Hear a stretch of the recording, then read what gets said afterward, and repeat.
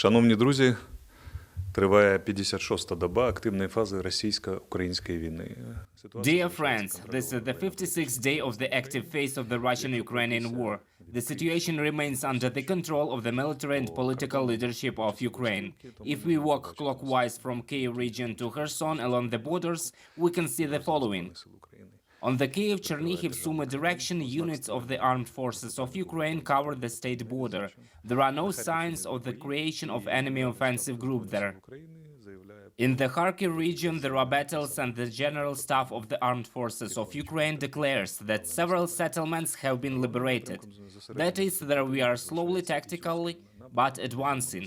The main direction of concentration of the enemy forces remains Izum direction, from Izum to Slovyansk. They have concentrated their troops there. They are trying to advance there, but useless. They haven't succeeded yet. Although the terrible offensive they announced lasted for the third day.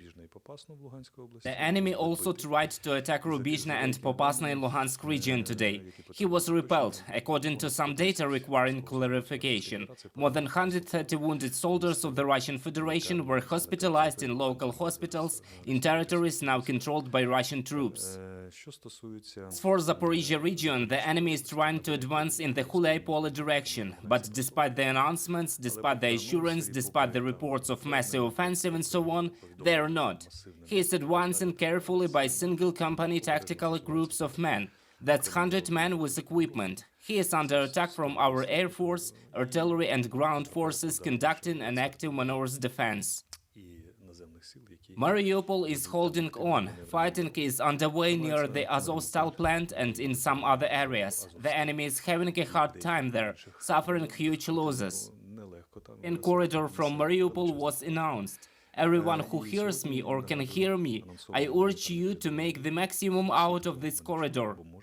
As for the Kherson direction, the enemy, I understand, under the leadership of new head of operation General Dvornikov, is trying to advance in the Kherson region with the task of reaching the border of the Kherson region, even those on the right bank towards Mykolayiv.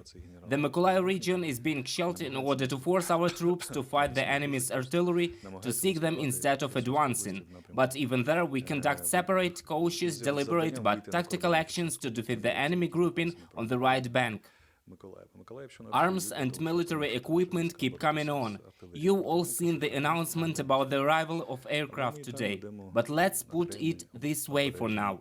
These reports are contradictory, but we formulate it this way.